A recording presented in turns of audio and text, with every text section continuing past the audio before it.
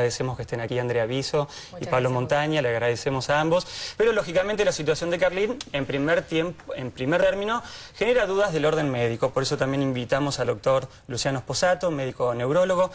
Ahí veíamos en el final del informe lo que tenía que ver con la precaución de haber guardado células madres de la hija, ¿no? Para el caso de él no es algo que sirva, ¿no? No, la verdad que no, es algo que está recién comenzando a investigarse y van a faltar muchos años para que alguna vez se pueda saber si eso realmente funciona o no. Por el momento no podemos decir que sí.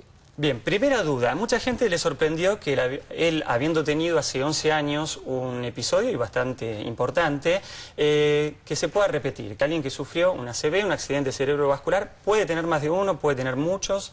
Sí, la verdad que no hay un límite de accidentes cerebrovasculares que podamos tener en la vida. De hecho, la persona que ya tuvo un ataque cerebral está más predispuesta a tener otro ataque cerebral a lo largo de su vida. O sea, sí, es el factor de riesgo o la condición predisponente más importante o más fuerte que podemos tener. Por eso en una persona que ya tuvo uno hay que tener una precaución especial en el control de todos los factores de riesgo para evitar que venga el segundo. O sea que lejos de estar, vamos a decirlo vulgarmente, inmunizado porque ya tuvo uno, al contrario, es un factor de riesgo mayor, es una alerta. Estamos mucho más expuestos. Siempre es difícil hablar del caso puntual, nosotros estamos obligados en este caso a hablar de Carlín. Los médicos siempre tienen la precaución de no conocer tal vez la historia médica de lo que se esté haciendo en este momento. Pero por lo que ha trascendido, doctor, parece ser mucho más grave este episodio que el anterior. Digamos, este motivó una intervención quirúrgica de urgencia que aquel no. En general sí, cuando hay una intervención quirúrgica, por lo general se hace en situación de urgencia y para preservar la vida. Es una cirugía que consta de drenar sangre que está en exceso dentro del cerebro y en algunos casos también se deja como una apertura en el cráneo para que se pueda aliviar esa presión que está aumentada dentro del mismo.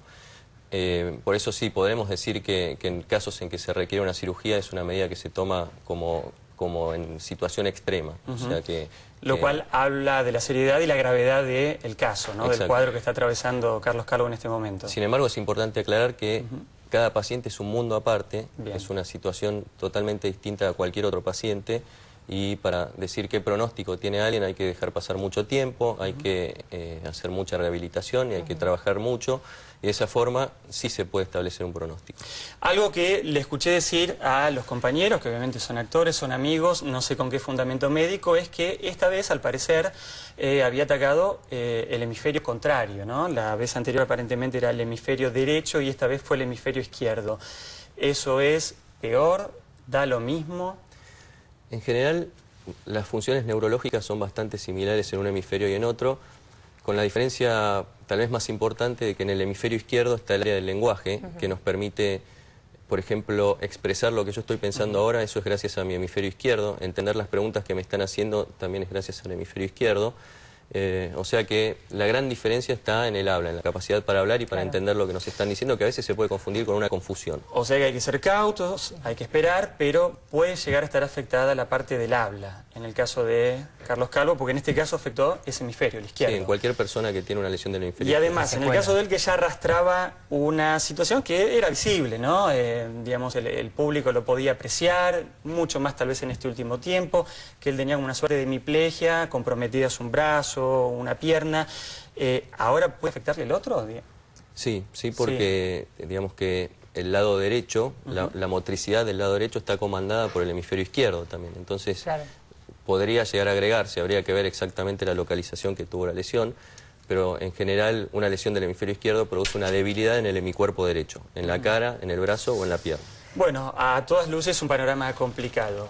Con respecto al estado de salud de Carlín, sabemos que en el día de hoy le empezaron a quitar medicamentos y que su cuerpo, digamos, empezó como a, digamos, recibirlo de buena manera esto. Se habla justamente de qué es lo que va a pasar a partir de ahora con el área cerebral. ¿Cuánto tiempo puede uno llegar a esperar para ver si hay secuelas o no en el caso de él? Que es la gran pregunta, ¿no? Todo el mundo quiere saber qué puede pasar con Carlín o con cualquier paciente después de un episodio de este tipo. Exacto. En general lo que hacemos nosotros es, en las primeras 48 horas, tratar de ir retirando toda la medicación que procede de presión del sistema nervioso y a partir de ahí uno empieza a tener algún indicio acerca de cómo va a estar el cerebro a lo largo del resto de la vida. Sin embargo, hay que dejar pasar mucho tiempo, muchos días, porque se produce una gran inflamación en ese momento.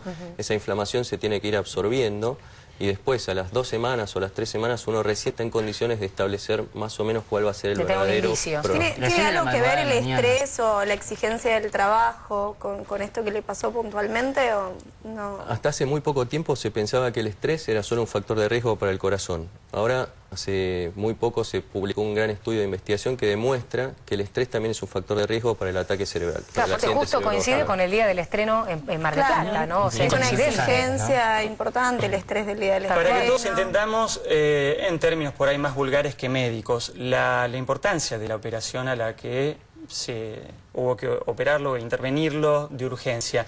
¿En qué consiste? Me equivoco, a ver si es que se produce una hemorragia en el cerebro, se comienza a inflamar el cerebro porque la sangre busca salir por algún lado y se ve obligado a abrir el cráneo para que eso se descomprima, ¿es así? Exacto, pensemos que el cráneo es una estructura que no es distensible, tiene siempre el mismo volumen. Entonces cualquier líquido, en este caso la sangre, que uno coloque en un lugar donde no es distensible, va a producir grandes aumentos de presión a muy pequeños aumentos de volumen. Eso a veces puede comprometer la vida, entonces lo que se hace, por un lado, es drenar esa sangre para ya con eso ayudar, y por otra parte, aliviar la presión sacando parte de la estructura del cráneo para que el cerebro pueda salir hacia el exterior y así se alivie. Delicadísimo. ¿Qué sabemos de lo que fueron las horas previas?